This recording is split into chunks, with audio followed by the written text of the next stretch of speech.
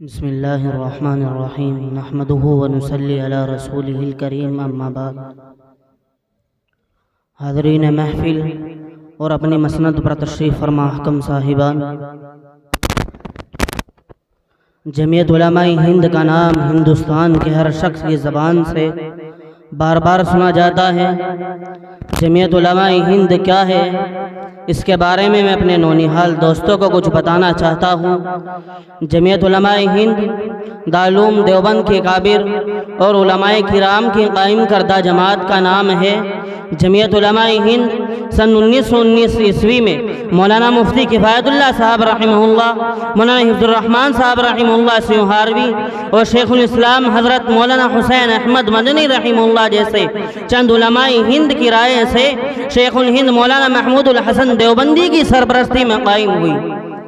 جمعیت علماء ہند نے ہندوستان کی آزادی میں بڑھ چڑھ کر حصہ لیا اور خاص کر حضرت شیخ الہند مولانا حسین احمد مدنی، شیخ الاسلام حضرت مدنی، مجاہد ملت مولانا حفظ الرحمان صاحب رحمہ اللہ اور مفتی کفایت اللہ صاحب رحمہ اللہ وغیرہم نے انگریزوں کے خلاف زبردست تحریک میں قیادت کی۔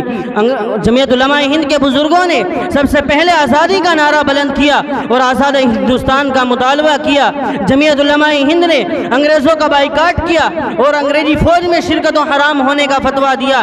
اس لیے کراچی میں ان کے خلاف بغاوت کا مقدمہ چلا، جس میں اپنا کفن ساتھ لے کر گئے اور ببانگے دوہل کہا، لیے پھرتی ہے بلبل چونچ میں گل، لیے پھرتی ہے بلبل چونچ میں گل، شہید ناز کی تربت کہاں ہے۔ اور آگے فرمایا، کھلونا سمجھ کر نہ برباد کرنا، کھلونا سمجھ کر نہ برباد کرنا، ہم بھی کسی کے بنائے ہوئے ہیں۔ فرنگی کی فوجوں میں حرمت کے فتوے، فرنگی کی فوجوں میں حرمت کے فتوے سرے دار چڑھ کر بھی گائے ہوئے ہیں۔ الغرض جمعیت علماء ہند کے اکابر نے آزادی کے لیے ہر ظلم برداشت کیا۔ جمعیت علماء ہند خالص مذہبی جماعت ہے۔ جب مسلمانوں کے دینی معاملات میں کوئی رکاوٹ ڈالی جاتی ہے تو جمعیت علماء ہند کے تحت تحریک چلائی جاتی ہے۔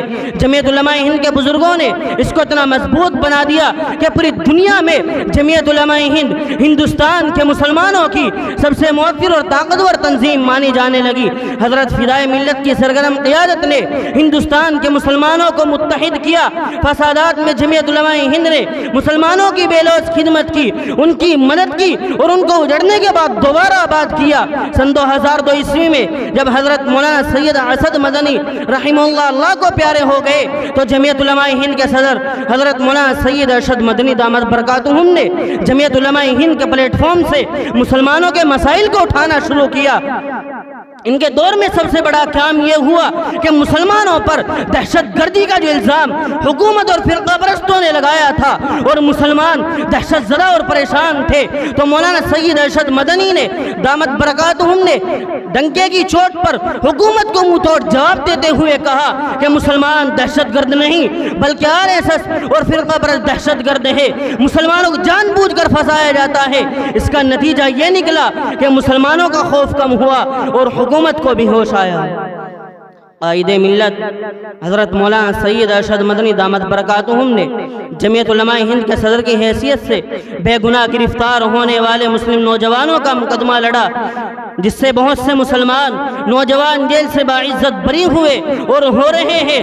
قائد ملت نے مظفر نگر فسادات اور کشمیر کے سیلاب میں برباد ہونے والے مسلم خاندانوں کی کھل کر مدد کی، ان کو مکانات بنا کر رہنے کا ٹھکانہ فراہم کیا، اور جہاں جہاں مسلمان پریشان اور بدحال ہے جمعیت علماء ہند ان کی مدد کرتی چلی آ رہی ہے۔ دوسری طرف جبکہ فرقہ پرستوں نے اپنے ناپاک عزائم سے پورے ملک میں نفرت کا بیج بونے کا ارادہ کیا، تو حضرت مولانا سید ارشد مدنی دامت برکاتہم مدظلہ العالی نے تمام اقلیتوں کو متحد کر کے قومی یکجہتی کا پیغام دے کر پیار و محبت کا ایسا سبق دیا کہ جس سے فرقہ پرستوں کے حوصلے پست ہو گئے۔